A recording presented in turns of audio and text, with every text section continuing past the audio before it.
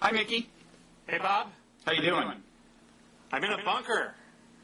A literal bunker or figurative bunker? Figurative bunker.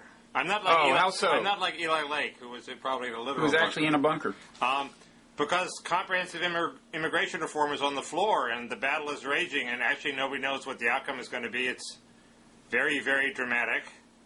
There's this big cloture vote coming up tomorrow, probably when we put this up, and it looks like the anti-bill forces only have to get 5 votes, but some of the votes they think they have probably are just sort of for show votes on their side that'll go to the other side if it's really close, and vice versa on the other side. So it's like one of those movies where nobody trusts anybody else. Everybody has hidden motives. I mean, there's movies full of distrust and suspicion. Yes, like I think that's the name. Movies full of. I was thinking of Kurosawa, but let's call him that. I'm above. Anyway, kabuki is the term that's being used. Oh, is that? It's so funny because for years and years everyone says, it's a famous cliche about Washington politics, and I never actually knew what it meant. It just washes over me. I always thought it meant like a fake thing. It doesn't mean that? It's a famous cliche. I thought I invented it. Well, you're old enough to have invented a famous cliche, Mickey. I'm sorry about that. But I assume kabuki plays are plays in which characters take actions that are not what they seem, and there's a hidden. Well, that's what I kind of got, is fakeness. I didn't get the mistrust and suspicion part. Like, for example, Senator Ensign has an amendment on the floor which makes a couple of minor improvements, and he says if he doesn't get his amendment, he's going to vote against the bill.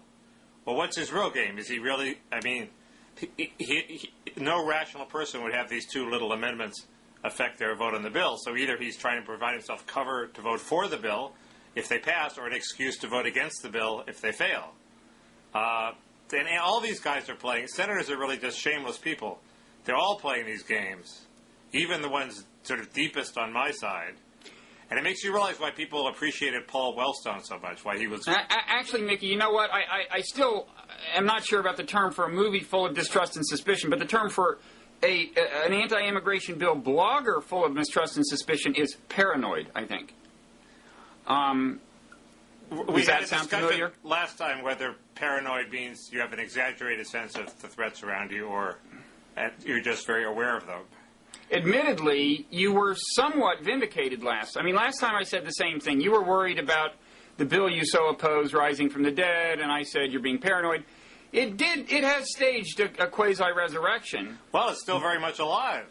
Nah, but see, that's the part I think you're wrong about. I mean, in I think this morning's paper, they said, yes, the Senate, after a lot of arm-twisting by the administration, did do some vote indicating ostensibly support for the bill. Meanwhile, the Republicans in the House took their own vote, and it was like 6-1 against on the Republican side. Well, but you're just not paranoid enough, Bob. First, the Republicans in the House are a minority, so they don't necessarily, if they say they're not going to vote for the bill, that doesn't mean the bill's not going to pass. Second, by doing that, they helped in the sense that, why should a Senate politician go out on a limb and endorse a bill if it's going to be dead on arrival in the House?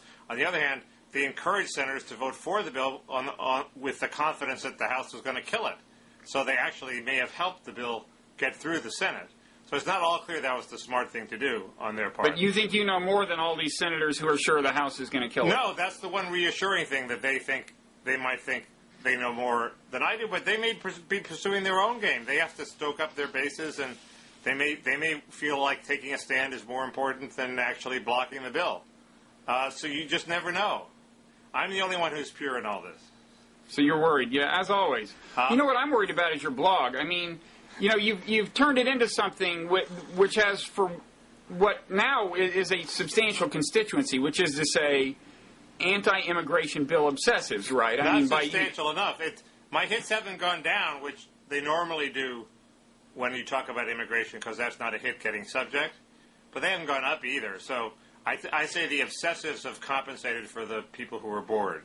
Well, yeah, but my concern is when this issue finally goes away and it gets resolved, I mean, do you think any of the non-anti-immigration bill obsessives are going to remember that your blog exists? Well, no, but then it'll be back to business as usual, which is which is having a major media corporation drive traffic to your blog relentlessly. You betcha. Bet you wish Blogging Head said that. Hey! I hope I didn't hit a little sensitive nerve there, Mickey. I'm smiling, Bob. Who? I think I hit your sensitive nerve.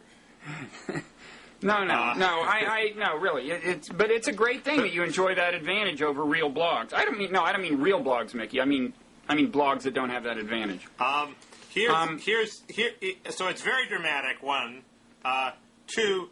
There are web people who are more obsessive than I am. There's this guy. One of the weird things about the web is you get these guys who pop up from nowhere, decide to follow a bill obsessively, and they become, the go-to site to find out what's going on about the bill. There's a guy named Noam Askew. I don't have the faintest idea who Noam Askew is. But you bonded with him, He I'll could bet. be an Eskimo, blogging from Ulaanbaatar. I just don't know.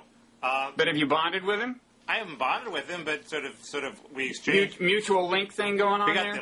We got the link love going. Could be David Duke, for all you know. He could what? Could be David Duke. Hey, that reminds me.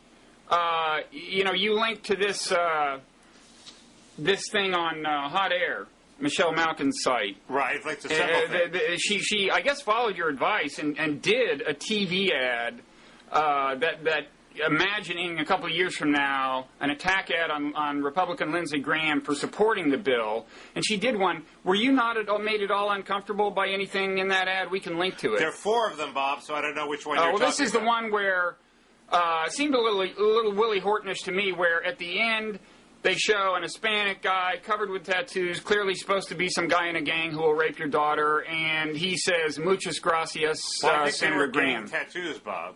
What? I think they were gang tattoos. You didn't. Right, you weren't right. supposed to make a prejudice. You didn't have to make a prejudice leap to assume that guy was a gangbanger.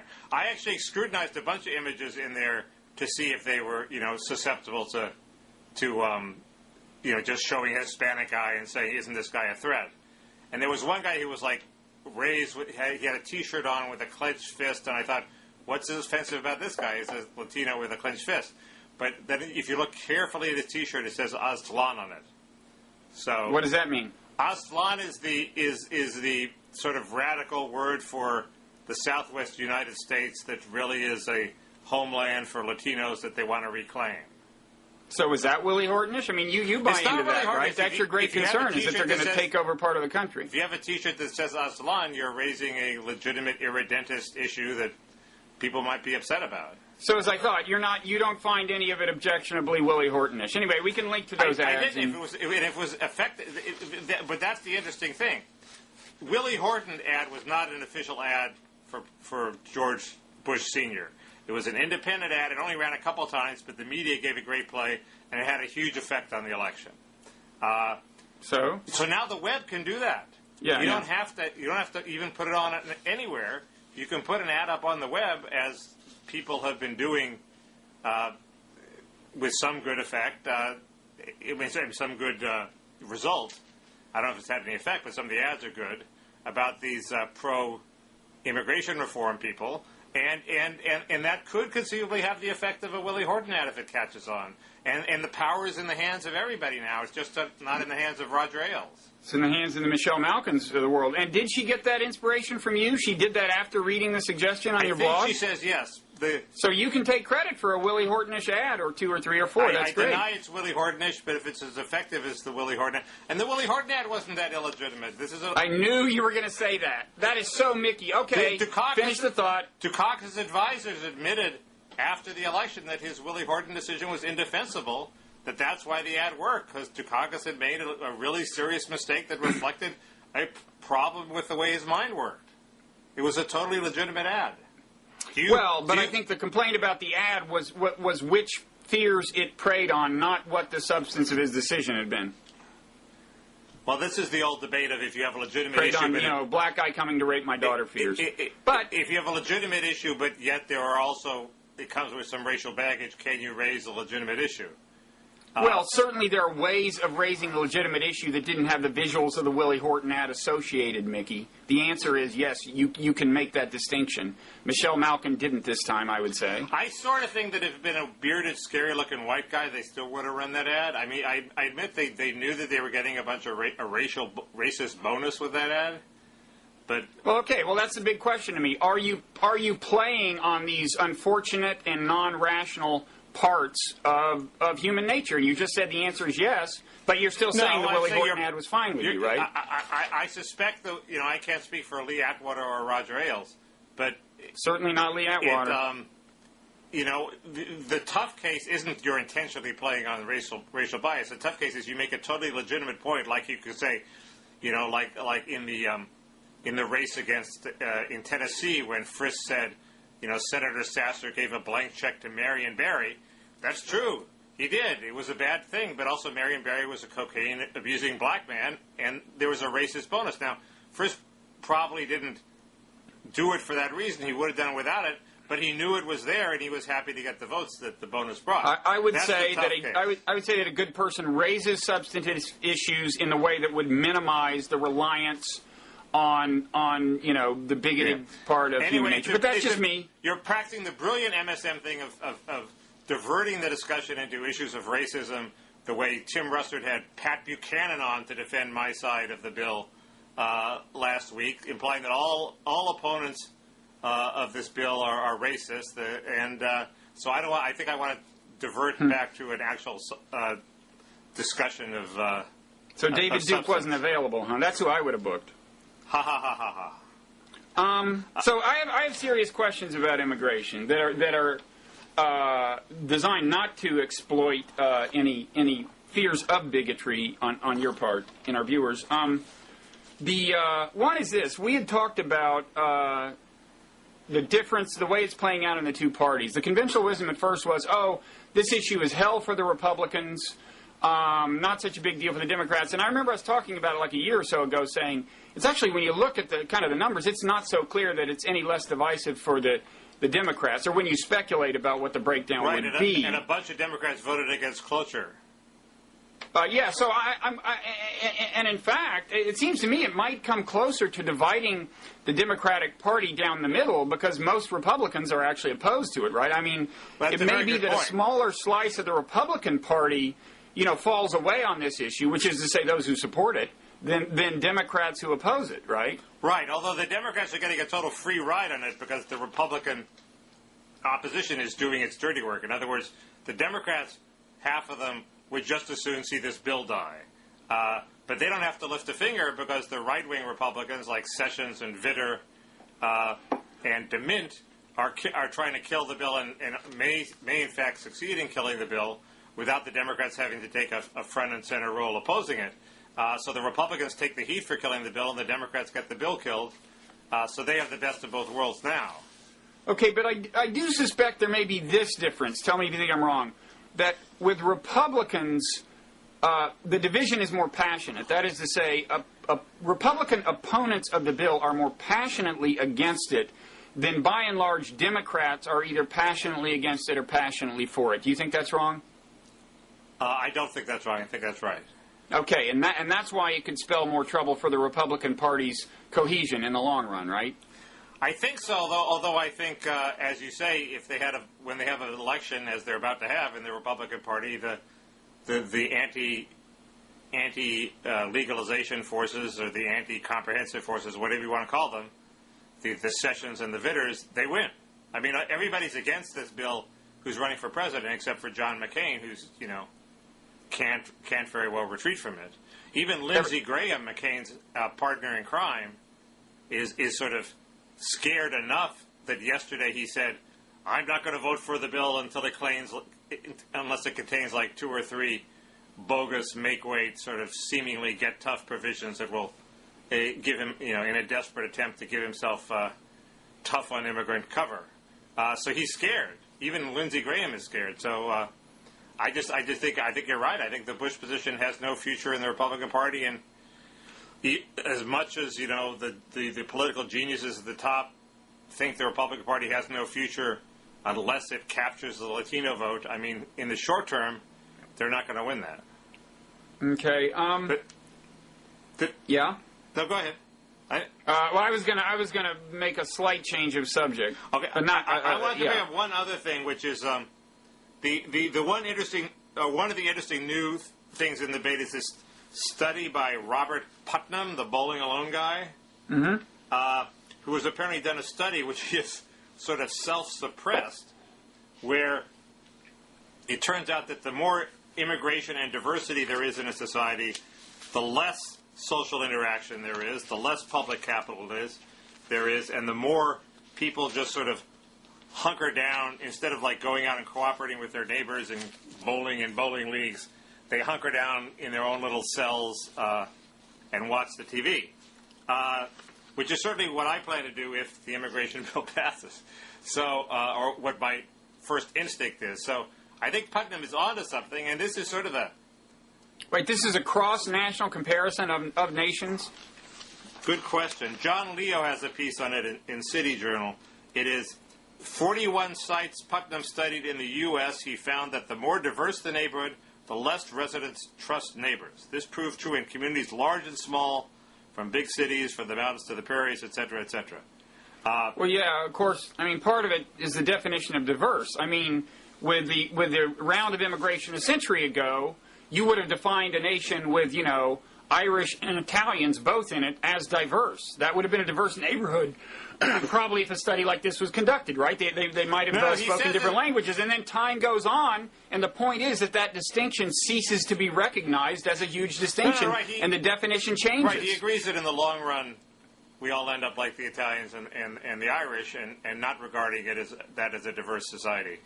But his only point is, and he hates this conclusion, that in the medium and short term, it reduces social trust.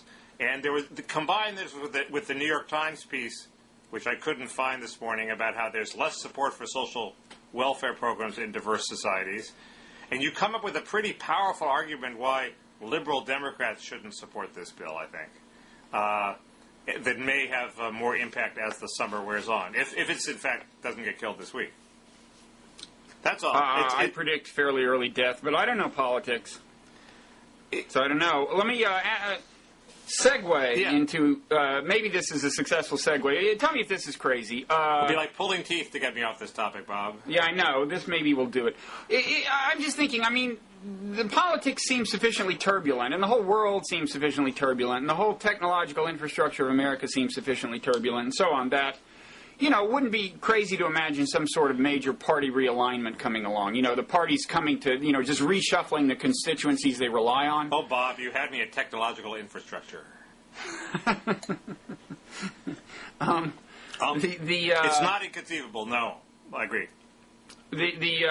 So, I don't know, in thinking about this, it seems like there are a couple of issues where the business part of the Republican constituency is starting to feel a little alienated, right? Right. Immigration is one. But they're alienated from the Democrats on trade. So the businesses... Well, that's the question, is what reshuffling... Okay, well, let me finish the thought. If business forms a party by itself, it has 5% of the vote, so it can't do that. But they have some things in common. I mean, the other thing is, you know, you do find a lot of Republicans in the business community who are deeply skeptical of Bush's foreign policy, not just in the sense that everyone says, well, Iraq didn't work out, he screwed things up, but in the sense that they probably weren't that wild about it to begin with, and now their sense of reserve in terms of deploying forces abroad has really been reinforced. And it's not like they're going back to the you know, mid 20th century Republican isolationism or anything, but to some extent, there's that, you know, they're drawing on that a little maybe.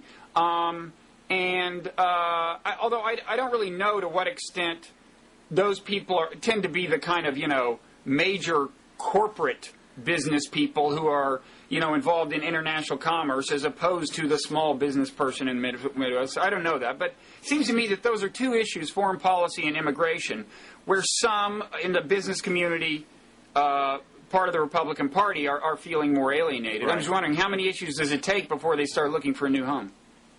Well, but what is their new home? The new home would be one of these... well, on foreign policy, the Democrats would be fine with them. On immigration, the Democratic Party would be probably finer than the Republican Party, right?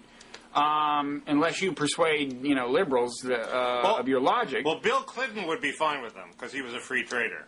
Well, that's what I mean. But oddly, who they would be fine They would with probably be fine. is the neoliberals, and ironically, neoliberals in your sense of the word, the Charlie Peter sense. Oddly, you're probably the outlier there. I'll bet most of your neoliberal friends are pro immigration bill. I mean, no one's wildly enthusiastic about this, but I'll bet very few of your neoliberal split. Brethren share your aversion to this bill. It's split. John Podesta of the Clintonite Center for American Progress, or whatever it is clearly very much for the bill. The DLC, I haven't really gotten a clear sense. But there are neolibs like former Congressman Brad Carson who were skeptics. So I'd say it's split. I'm probably in the minority. But I thought you were saying that business was going to form a sort of centrist Michael Bloomberg party. Well, I don't really know what happens after the reshuffle. I'm just, for now, keeping track of possible cleavage points in the event that a reshuffling is down the road. In any event, this is a segue into that Keep thing. in mind, at first, it might not be that there's a realignment so much as parties themselves just cease to be that important and they disintegrate, and we get parties in a laptop and we get individual candidate-oriented groups of people who have parties in a laptop and they all run against each other. Our Constitution is not set up for that at all. We may find out this year there are like 5 independent candidates. It gets thrown into the House of Representatives, and it's a disaster. But that you would think that might be where the technology is going. No, you would think that the technology would facilitate that, and I'm surprised we haven't seen. Of course, the Internet is young. Well, we're seeing it this year. Far, I had a scenario where there were going to be 5 independent candidates. There's going to be Nader. There's going to be Bloomberg. McCain's going to get so pissed off when he loses the Republican nomination that he's going to run either with Bloomberg or as an independent. And you could come up with a couple more, and resulting in a totally fragmented race. Now, to have any impact, those people have to win one state, but it's not inconceivable, as it's been pointed out, that one of them could win.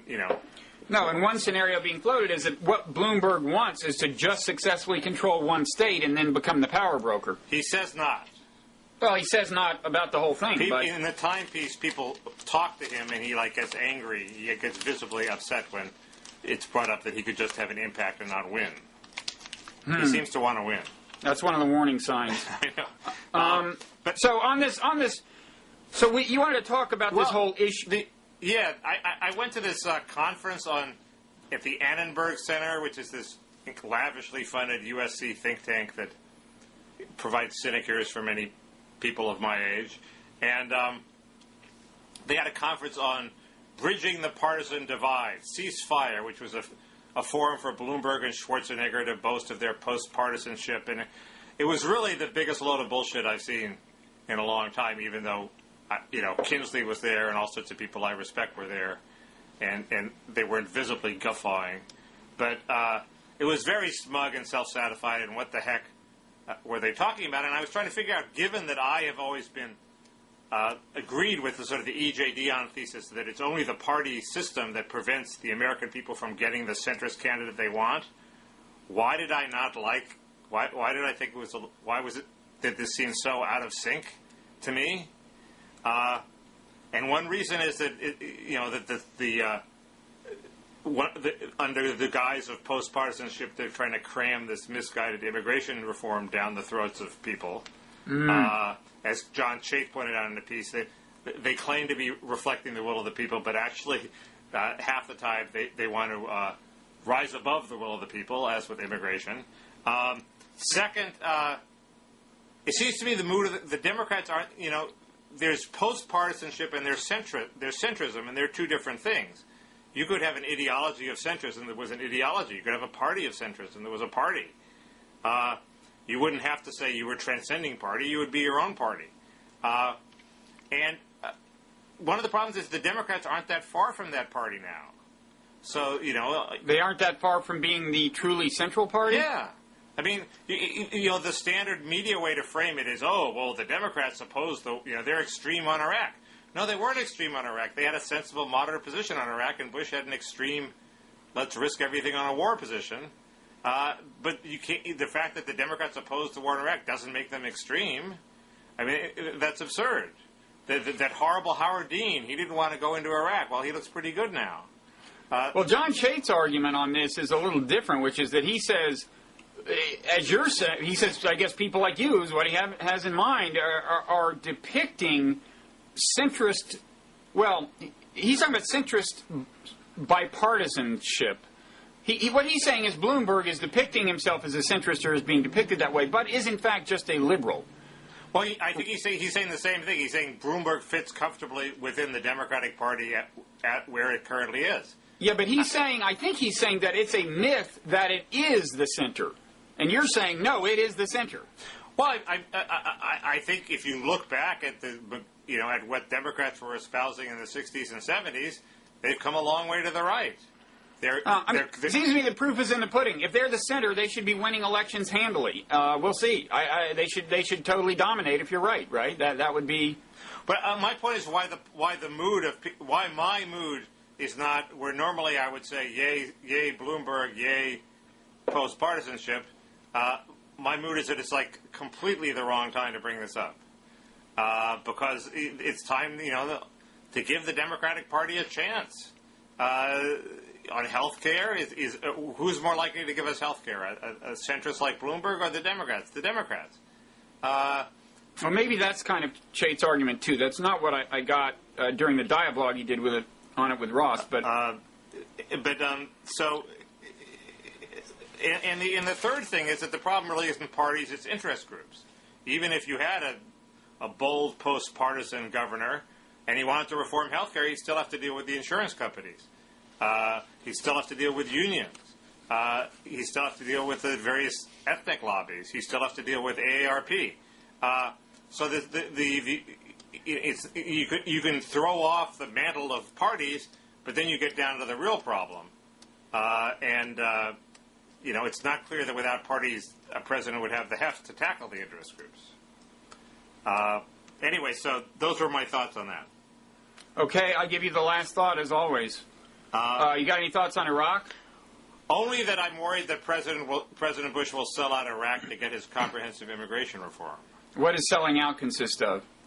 Well, there's all this drumbeat in the press. There's an LA Times article in particular about how he's exploring ways to come up with some bipartisan solution in the fall that avoids the rancor in Iraq. And, it might involve, either the Times, it might involve pushing for some sort of partition, Biden style in Iraq. Well, are you sure that would be a bad idea? No. Or it might involve a sort of withdrawal, a continuation of the pre-surge policy of withdrawing to strategic bastions of letting the sects fight it out. That strikes me as somewhat less appealing. But no, but it is something that Bush could trade to the Democrats in exchange for getting the House. Oh, I see. You're worried about the immigration part of it. The standard Republican line is, don't betray us on immigration, Bush, because you'll need us on Iraq in the fall. And I'm saying maybe Bush has made that calculation, saying, no, I'm not going to need you on Iraq in the fall because I'm going to compromise with the Democrats on Iraq in the fall. And so in order to get my immigration reform, because I'm a pathetic, failed president who's desperate for a legacy. I doubt he'll put it quite like that. No, but that would be the gist of it. Yeah, on this issue of overtures he's supposedly making to Congress on Iraq, in that very LA Times piece, it says, among other ideas, they have discussed whether the United States should advocate a sharply decentralized Iraq, a notion that has seen a resurgence on Capitol Hill. In other words, what you're saying, the kind of Biden partition thing. I would note that long ago, I don't know how long ago on Blogging Heads, I said that one quite plausible outcome in the end, I may have even put it as a prediction. I doubt I was that bold. I think you were very bold. I think we both said we can see where this is going. It's going to Yugoslavia, and the end is partition. Well, no, but you know why I said it? Why I said Hawks would embrace it in the end is because they would finally realize that the only base they could have for their troops is Kurdistan. That's what, you see, I think Bush may be giving up less here than it seems with this overture, because he may have gotten the picture that in Arab Iraq, it's never going to be a good place for long-term military bases. It's only going to be Kurdistan, and that's only going to be the case if Kurdistan has either autonomy or outright sovereignty. So I stick with my prediction that hawks are going to learn to love partition when they realize that the other options for regional military hegemony are not there. It's weird that this Times article quoted Olympia Snow as saying, well, the only problem with partition is it's giving official sanction to ethnic cleansing, which it is, but the very fact that she would be at that stage in the thought process and say it publicly implies that she's on the verge of endorsing it. The problem is that if we do that, it looks like hundreds of thousands of people might be killed. Or well, it depends on how you get there. I mean,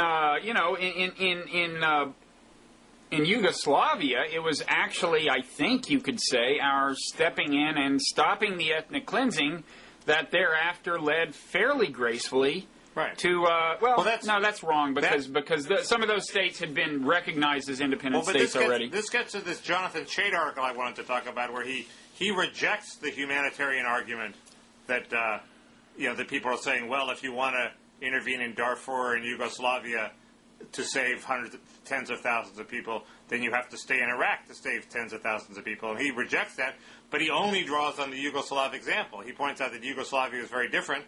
We had one aggressor there. We could bomb the hell out of him until he cried uncle and stopped killing people, and that's what happened, and that was a good thing. And Iraq is very different. We do have two groups of people who are sort of killing each other. But he completely ignores Darfur. I mean, Darfur is not entirely one-sided. The other side has now sort of decided to fight back, and it's not at all clear that we're not stepping into the middle of a civil war. Yet there's a powerful moral argument to do it, and I thought it was telling that he shied away from using the Darfur example. And even if Darfur is not an example, if there is a civil war in which groups are killing one another, and with a minimal loss of life, you can step in and stop it, even if you have to stay there for 10 years. It seems to me there's a powerful moral argument that that's what you should do. Well, I think it's true that insiders say that in Darfur, the good and evil is less clearly delineated than the popular accounts would have, and there's bad people on both sides. On the other hand... Well, it's more that there's a reaction among the people who were victimized, I think. Yeah, maybe. I'm not sure that the roots of some of the badness on their side don't go back a ways. But in any event, I still think it's more clear-cut than it is in Iraq, than the sectarian split in Iraq. But A, he doesn't even confront it, and B, even if it is more clear-cut, that doesn't mean that the Iraq situation isn't, that there isn't an argument for intervening there, too. Doesn't mean that. It's two separate issues. Is the moral case clear-cut? In other words, who you should side with against whom, is that clear-cut? Secondly, does the degree of symmetry in the balance of power just make it hard as a practical matter to intervene successfully? In Iraq right now, I think probably on both of those counts, you could draw some distinction between it and Darfur. I don't know. No, I'm sure you could, but Matt Iglesias says, well, Jonathan Chait has dealt with the ridiculous argument that if you agree to intervene in Darfur, you should want to stay in Iraq. No, he didn't. I'd have to reread the column. I do think, in general, they're just different in so many ways that it's a kind of facile analogy to put out there in the first place, almost. Among the differences I'd point to is, look, just at a pragmatic level, the ongoing American troop presence in Iraq is much more inimical to our national security than a troop presence in Darfur would be, I think. It certainly manifestly is, aiding and abetting our enemies in ways you can see. There are a whole lot of differences. I don't remember whether in the column he deals adequately with Darfur. He doesn't. Trust me. But now that you've challenged him on Blogging Heads TV, he's probably working on the makeup column even as we speak. He'll probably have a YouTube video denouncing me within an hour and a half. You know what the time was? You know what the time was between Michael Moore posting something against Fred Thompson and Fred Thompson posting a polished video response on YouTube? 3.5 hours? 4.5. Oh, that's slow, man. He's never going to be president. It seems pretty fast to me. It is pretty fast. The other thing that happened is that Lugar sort of has come out against the surge and says we need a fallback position. And I kept wondering, why did Lugar do this now? Why not wait until September? How are things going to deteriorate between now and September? Well, one thing that's happened is the signals are getting pretty clear that come September, the administration even is not expecting to be able to say, look at the data, this is the success. This was originally the test they had laid down, and they had said by September we should really have a clear idea. The last time we talked, 2 weeks ago, I said it seemed to me like Bush was already starting to reposition on that and saying, well, come August, it'll be blah, blah, blah. And then Frank Rich, this last weekend, wrote a piece adducing considerably more evidence from, I guess, some weekend talk shows or something, saying, making pretty persuasively the case that Petraeus and some other administration figure were clearly in lockstep on these talking points, downplaying expectations and moving the goalposts beyond September. Well, so Kagan and Keene have an article, or they're quoted in an article by blogging head contributor Eli Lake, saying that the surge is on the verge of success next year. Oh, okay. So we shouldn't. And I wonder what it'll be next year. I guess next year will always be the operative phrase, so they don't have to really, re-gear I think it anything. also quotes Petraeus as saying it'll take him 9 years to quell the insurgency. Yeah, well, these are the guys who laid down the September bar. The administration said September, and I think they're going to have a hard time selling the country on the idea that they were just kidding or something. But the question is what's right, not what'll sell. It's the circular. No, I know, but you asked, for example, why is Lugar doing this now? Maybe he just picked up on the same signals and said, look, No, I think the answer. We gave you till September, and you're already saying we can't. It could be, but he never liked the surge. He first broached his critique, in January when the surge was just starting.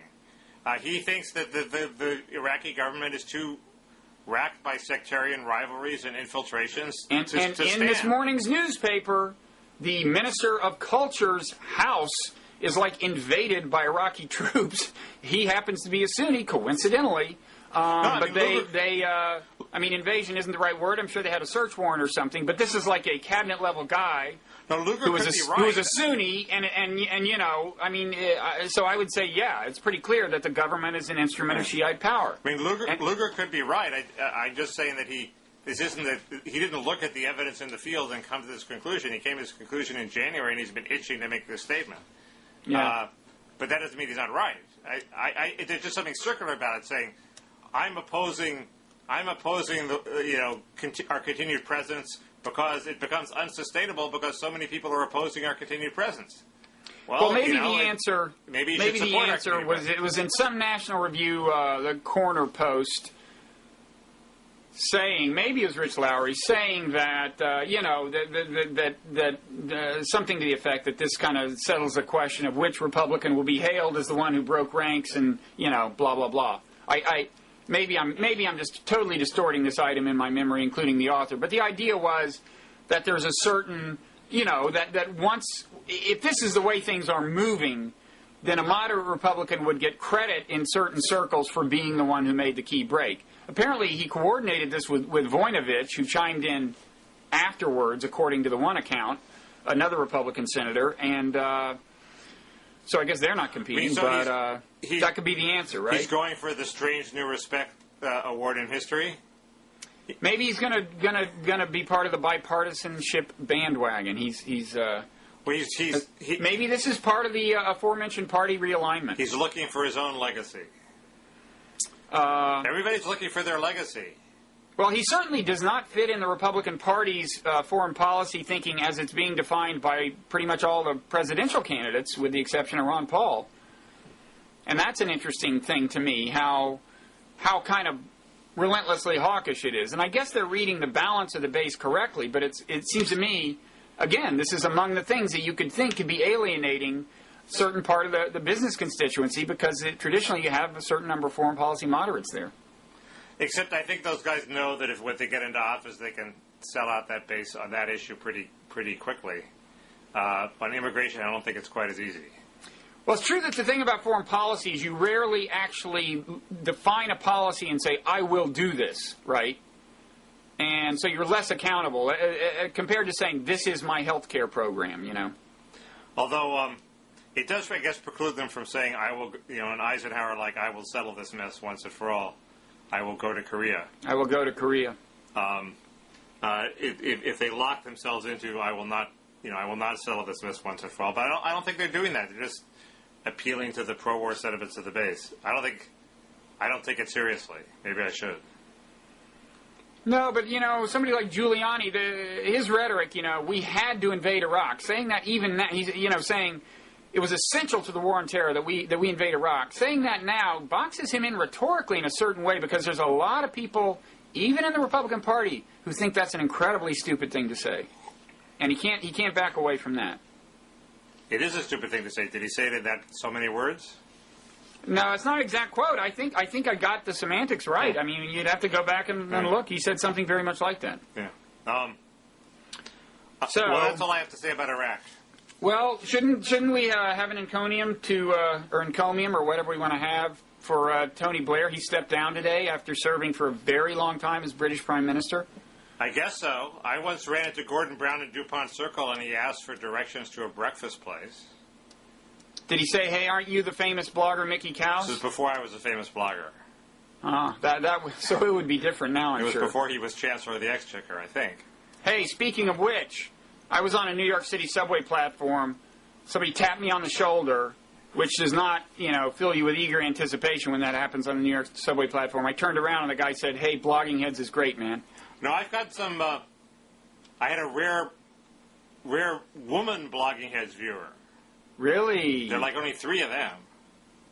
Maybe 2. I'll get to that later. Lemon Sorbet shows signs of checking out. I'll get to that later. Anyway, you had something to say about Blair. Blair.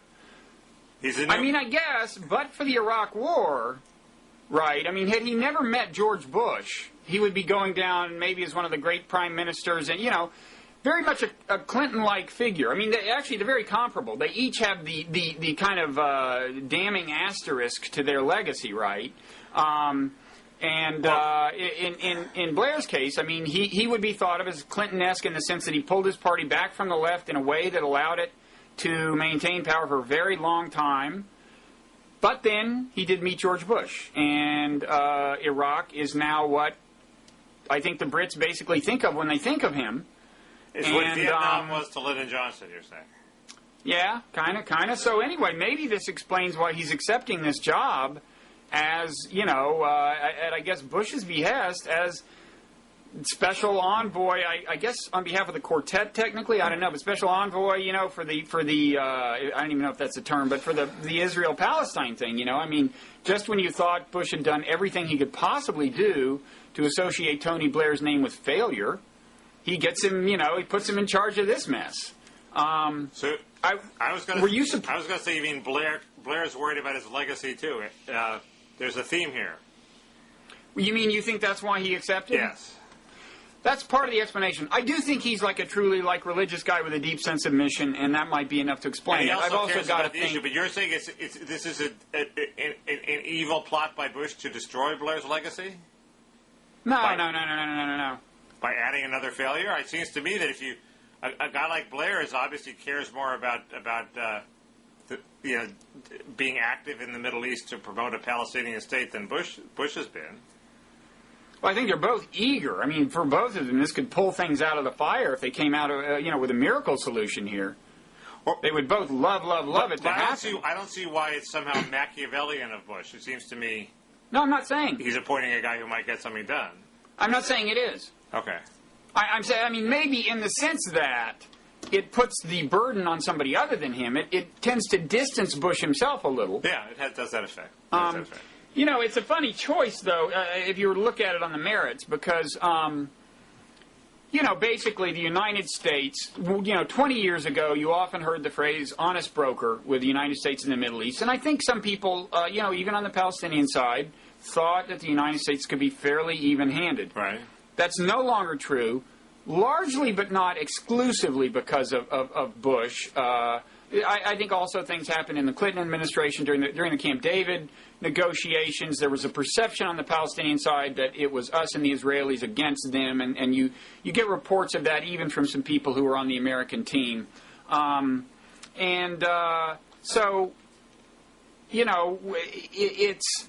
But I would say the Iraq War has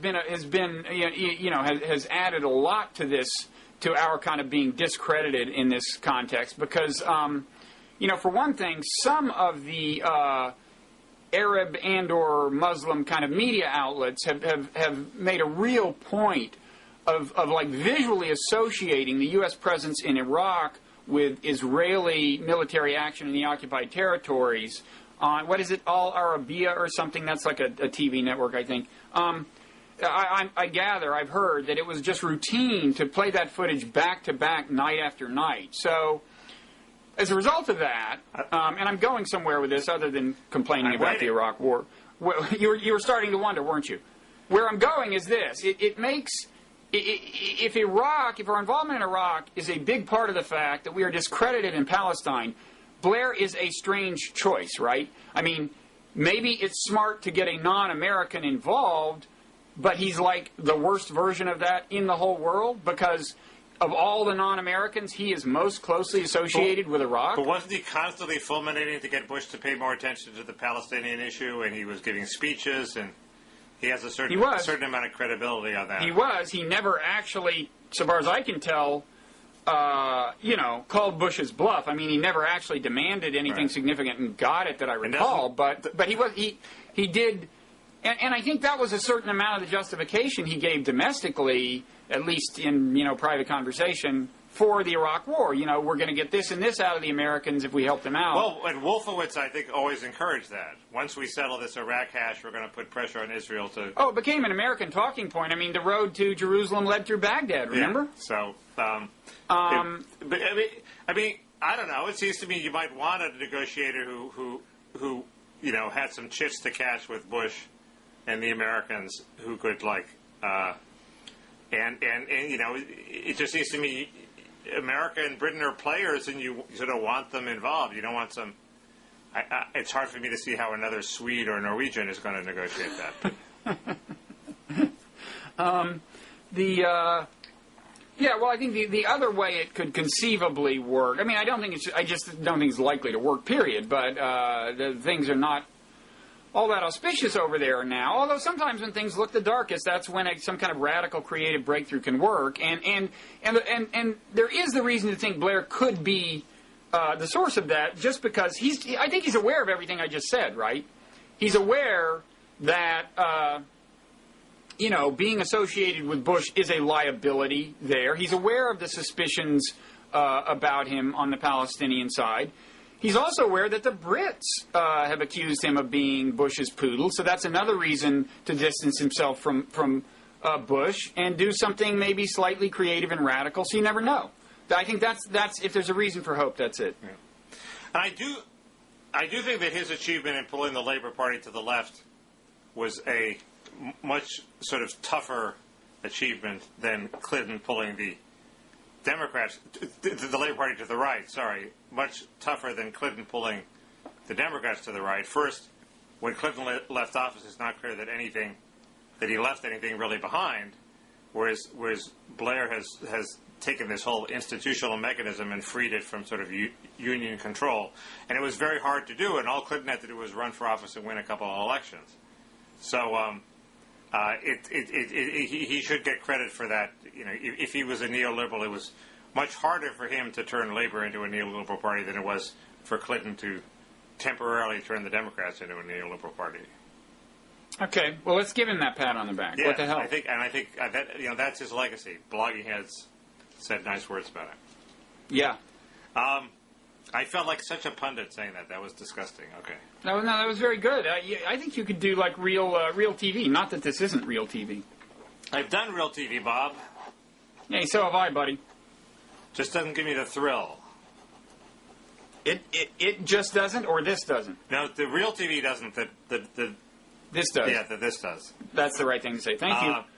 I just want you to acknowledge how epic my paranoia was, saying that Bush would sell out Iraq in order to achieve immigration reform.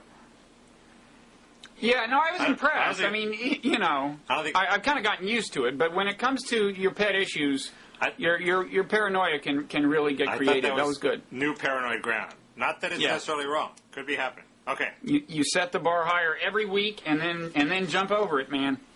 Thank you. We're almost. We might bring this baby in under an hour. That would be really good. Seems unlikely. Why? Oh, we have Judy Miller to go. We have to talk about Judy Miller. Well, it's weird. My friend Rachel Sklar in her post, seemed very upset that you would Well, have... should we set the background a little bit? Okay, go ahead. We had Judith Miller, the noted former New York Times reporter, noted especially for two things in the controversy department. One is, doing jail time to protect the identity of a source, either for noble or ignoble motives, depending on whose story you buy. Also, for getting some things consequentially wrong before the Iraq War. Again, ignoble motivations have been attributed to her by some. Although anyway, then there was this... She clearly thought there were WMDs there because she led an American brigade all around the country looking for them. Well, this addresses some... That comment is pertinent to some... Okay. Doubts, shall we say, raised about our viewers about the wisdom of having her on, or the and anyway, there was this storm of opposition to her being on. She talked to Jackie Shire on Blogging Heads, and there was so much indignation that I thought I should actually kind of address the issue. Now you can go ahead. Rachel Sklar wrote something about this in the Huffington Post. She's covers media. But she, by the end of the piece, she was reduced to a state of equipoise, which I thought was a major achievement. I felt grateful because during the piece I sensed it tending in the other direction. That is to say, as toward an indictment of my letting Judith Miller on the site. I mean, there was a lot of anger on the left, not just Rachel Sklar, but there was a lot of people were pissed off at you. And I noticed that too, Mickey. Sorry, what? I noticed that too. I don't think you even read the comments. I mean, you have no idea. Somebody said I was close to a war criminal. I think that's going too far, but yeah, go ahead. I guess so. We can have that be a topic for another time. But you associated me with David Duke, so I'm not going to give you any sympathy here. But it does.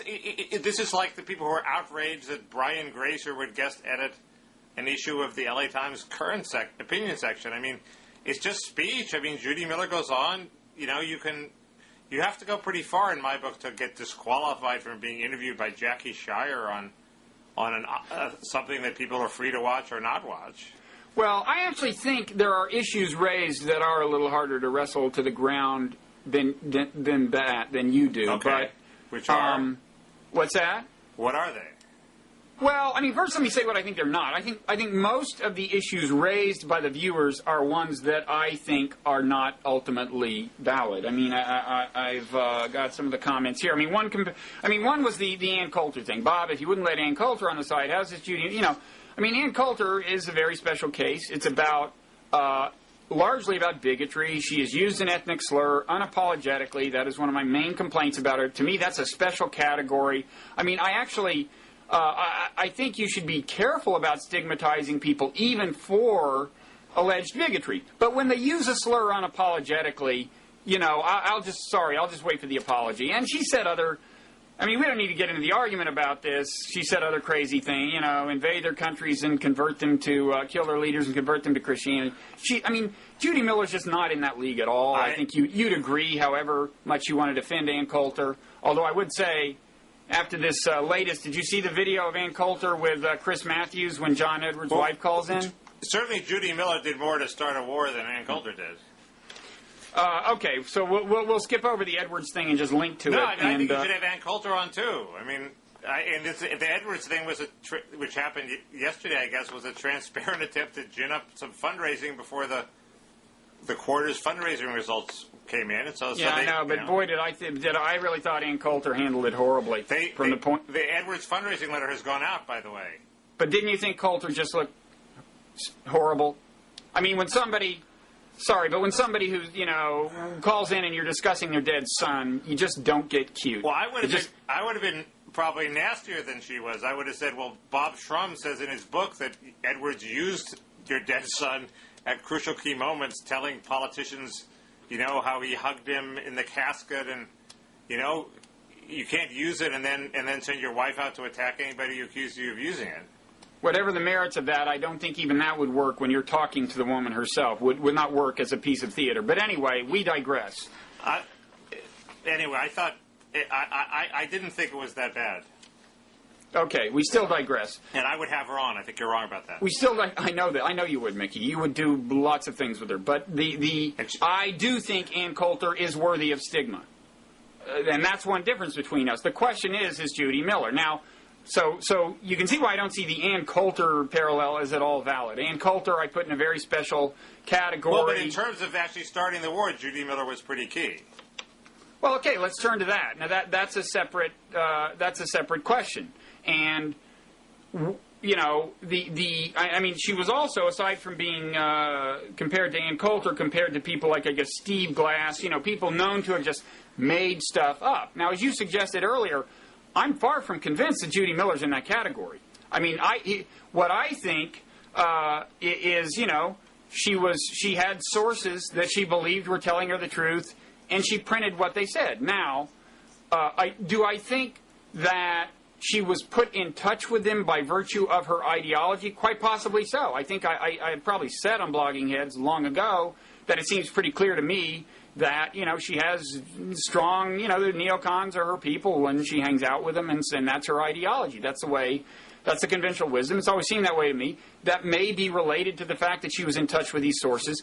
It may even be, have made her deep down want to believe them and made her less critical than she should have been.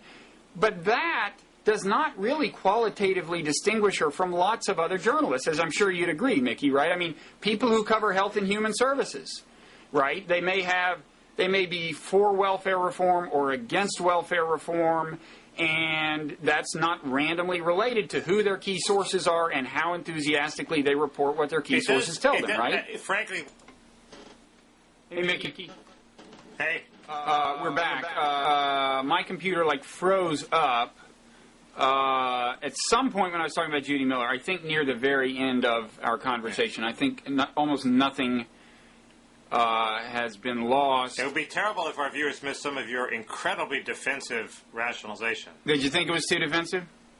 Yeah, I don't think you have anything to worry about. I don't think you have anything. Well, no, I think there's serious questions. I mean, it's easier for you because you're saying don't even stigmatize Ann Coulter, and I'm saying stigmatize her. So I at least buy the concept of stigma in some special cases. I don't think this fits into that. I mean, as for the pre-war reporting, again, certainly it was some of the most consequentially erroneous reporting in the history of the Republic. But that's not the same as saying it was consciously dishonest and wrong, and it could have been. I'm just not convinced. There's a separate allegation, actually. I mean, a separate issue, which is the whole prison time thing, where, you know, ostensibly she was kind of defending the First Amendment in the sense of refusing to identify as an anonymous source, which is good for the press, and so on. But then, you know, the suspicion arose, not totally without any supporting evidence, that actually she was protecting Scooter Libby not because he was an anonymous source, but because, you know, she shared his ideology. Certainly the kind of creepy letter he wrote her about the roots of the aspens suggested that he was asking for her to help him on grounds of shared ideology. Again, I mean, that's, in my mind, almost a more damning accusation, because I suppose it would border on, you know, impeding justice or something. I don't know if there would be a legal problem with it, but again, although it's far from implausible to me, and there's evidence supporting it, I don't think it's beyond a reasonable doubt. I think that. So, I mean, in general. Well, I agree. Since I don't stigmatize people right and left like you are, I don't have to make these painful, agonized decisions. Who have I advocated stigmatizing aside from Ann Coulter? Good question. David Duke. I'll throw him in. Thank you. Please bring him up as often as possible, please. It's just you were so proud of this mechanism of stigma. Okay, so left and right is in some ways a misleading phrase. What do you mean? Well, you just said I stigmatize people left and right, like I do it often. You were actually, it seemed to me in the Danish cartoon situation, you wanted to stigmatize those people too. Maybe not to the point of not inviting them to dinner parties. Maybe, I don't know. You're just very exquisitely sensitive in this regard. I don't know about that. I'm not sure I actually did, but you had what I thought was not a hair trigger, but anyway, it is admittedly the Judy Miller thing is a harder question for me precisely because, as you're right, I do think stigma has its place. Yeah. And I think you do too. When push comes to shove, I could cite examples where even David Duke is one. I just think you have your trigger is not. Is more sensitive than yours. I think that's true. Sensitive. Certainly on certain issues. So yeah, if I sound defensive, it's because I realize I actually have some intellectual work to do. I can't. I have to make clear what the distinctions are, and. As for her reporting, my bias in general is to attribute most human dishonesty to unconscious, Darwinian motivations. And as for the prison thing, that's a little more complicated. But did the unconscious Darwinian motivations get you off the hook?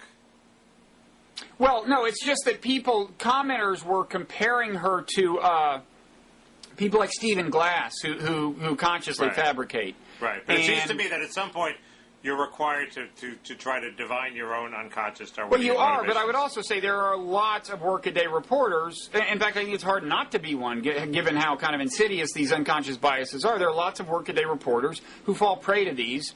As it happened, she fell momentously prey to them, but if it was truly unconscious, I'm not sure there are grounds for out-and-out stigma. I mean, again, I do think you should, stigma should not be deployed too casually, even if I'm employing it more frequently than you are. I mean, in fact, on a recent Blogging Heads, I was talking to Dan Dresner, and John Mearsheimer's Israel paper came up, and Dan, very harshly criticized Mearsheimer's paper when it came out, and Dan mentioned that his book was coming out, and I said, oh, you want to debate him about it on Blogging Heads TV?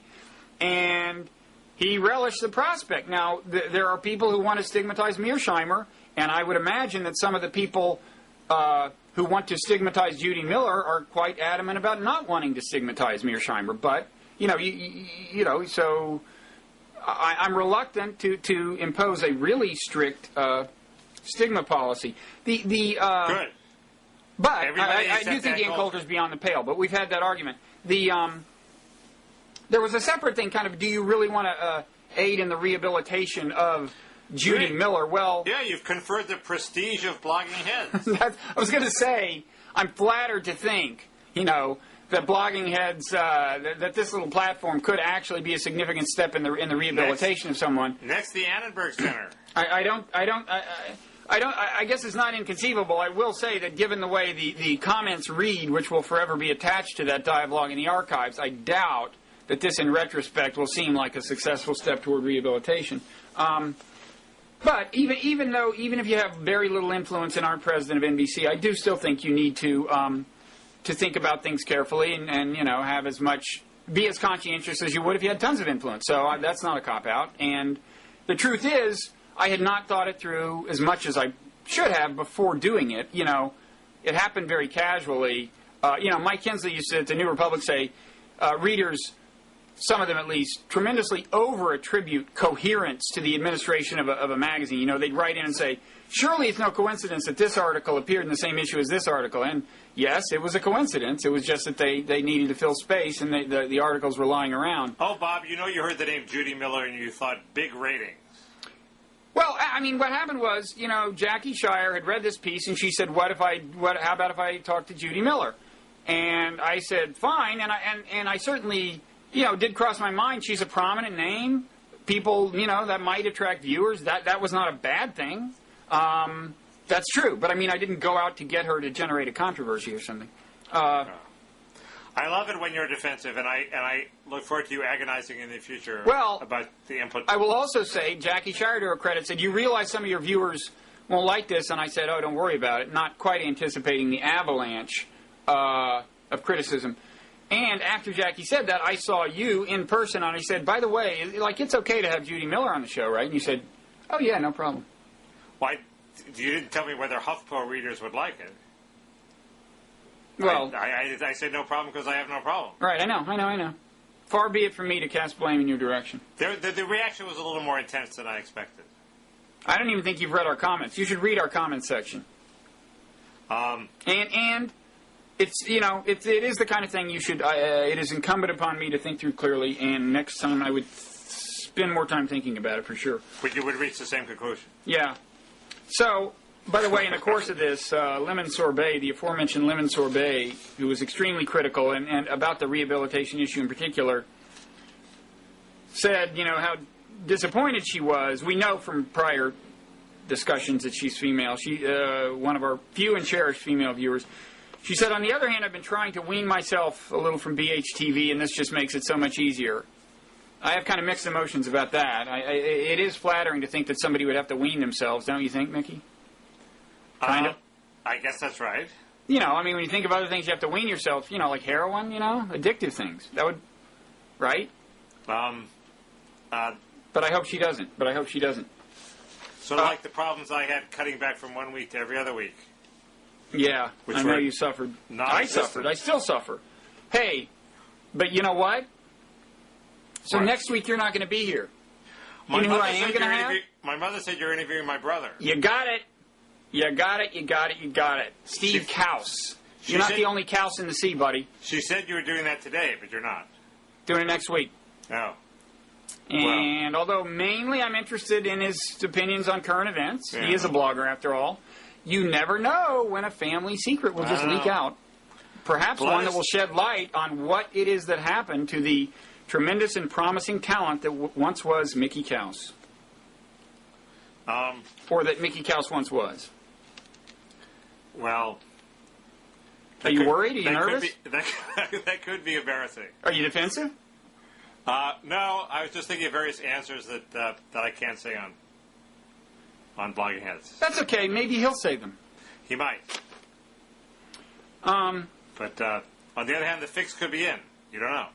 I'm sure you're lobbying full time, man.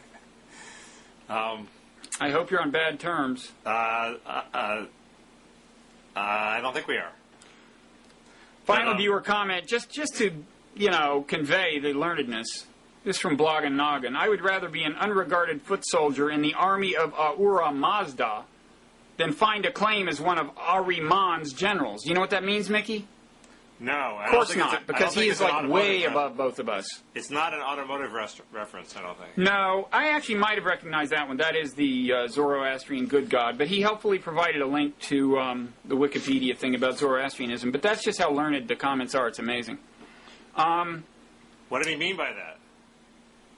I forget the context. Yeah. It was, well, the point is you'd rather be a foot soldier in the cause of good than a general in the cause of evil. Not totally unrelated to the Pink Floyd line, did you exchange a walk-on part in a war for a lead role in a cage? Not totally. Man, that was heavy. What drug-induced stupor were you referring back to? I think you're getting me mixed up with some of your Hollywood friends, Mickey. There's one thing about people who refer to Pink Floyd. What do they have in common? And the epiphanies they had listening to Pink Floyd. Not true. So you think it's the case that if you start Dark Side of the Moon at the part of Wizard of Oz where the MGM lion roars, you think there aren't a lot of amazing coincidences, linkages between lyrics and images? What are you talking about? That's a famous thing that Pink Floyd heads do. They listen to Dark Side of the Moon while watching The Wizard of Oz, and they start at a particular point, and then they go, oh, man, that's too much of a coincidence to be true. I'm just so not into Pink Floyd that this is news to me. And I don't have the faintest idea. Okay. It's okay. When I heard an NPR thing on the woman who does some of the backup vocals, and it seems to have been thrown together in somewhat haphazard fashion. So your argument about magazines being less coherent than they seem would apply. Those are the backup vocals to on Dark Side of the Moon, on the closing part of side one, I don't which know. are alluded to by Jack Black in the movie School of Rock.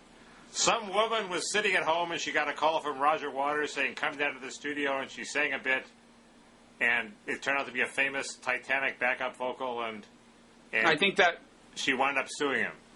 I think that must be it. Okay. Final track on side one of Dark Side of the Moon. Okay, little house cleaning.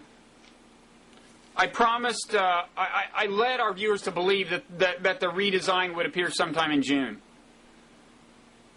Yeah. Now, Mickey, you've seen sites go through redesigns, right? And you know there's this phase when people say, so when's the redesign coming out? And everybody associated with it rolls their eyes and says the question isn't when, it's if. No, bizarrely at Slate, our tech people are so confident that they powered through all the problems and actually delivered the thing on time. Wow.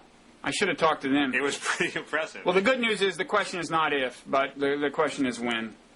Okay.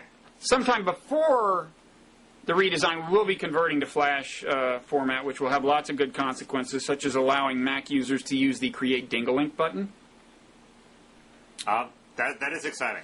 I should also say that because in preparation for the redesign, we are again doing some hiring, and there will be a link next to us to describing a kind of job in particular. I must admit, video people must be the most sought-after employees on Earth. That's not what we're looking for. This is more... No. That's the irony.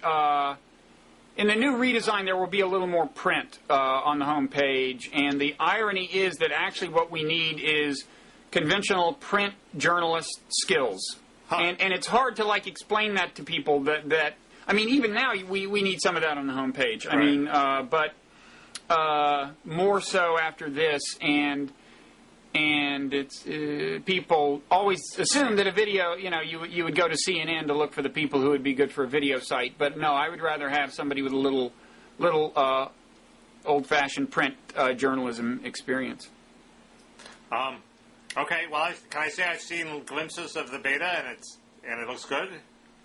You have seen glimpses of the beta. I just said it, so I guess I can say it. Yeah, so you can say it. Yes, you have my permission to say it. I'm raising expectations. Yeah. Don't do that. I never do that. But isn't it proven that that's a good thing to do in Darwinian terms, even though we never do it? All the people who are more successful than me do have a habit of talking up their accomplishments, yes. Right. So it must be good. Right. And anyway, I never do that. Me neither. But you're one of the people who's more successful than me, ironically. I don't think so. Neither of us need rehabilitation by going on Blogging Heads, though. Well, I may. That's a sore subject. I'm very defensive about that. I know. So, anything else going on? Did I forget to mention anything? I don't think so. There is this Ann Coulter kerfuffle that we weren't planning to talk about, that we accidentally talked about. But the Edwards thing. I encourage people to go watch it. I just think she comes off horribly. Yeah. I know Republican... I know plenty of people who are... I guess they were Republicans who were very skeptical about Edwards' use of tragedy in his campaign. Actually, I had always thought he did not mention the death of his son very much, but maybe I just missed it. I don't think he did, but everybody talks about it, and I think he did at some point. I mean, I went a long time without even knowing about it. I mean, it's not like a stump speech on his part, that's for sure, but certainly every profile that's ever been written about him has, emphasized that. Yeah. Anyway, I don't want to take the part of Ann Coulter. So was that a way too long defensive spiel about Judy Miller? I'm sorry about that. That was a sign. That was a sign from God when the computer broke down, right? Yes. When the hard drive is full, it's time to shut up. Okay, so I'm going to shut up now. Okay. You had nothing else you want to add? Have fun with my brother. Don't worry. We'll do our best. Don't ask him about drugs. Okay. Furthest thing from my mind. Let's see, that's DR. Okay, I won't. Don't worry.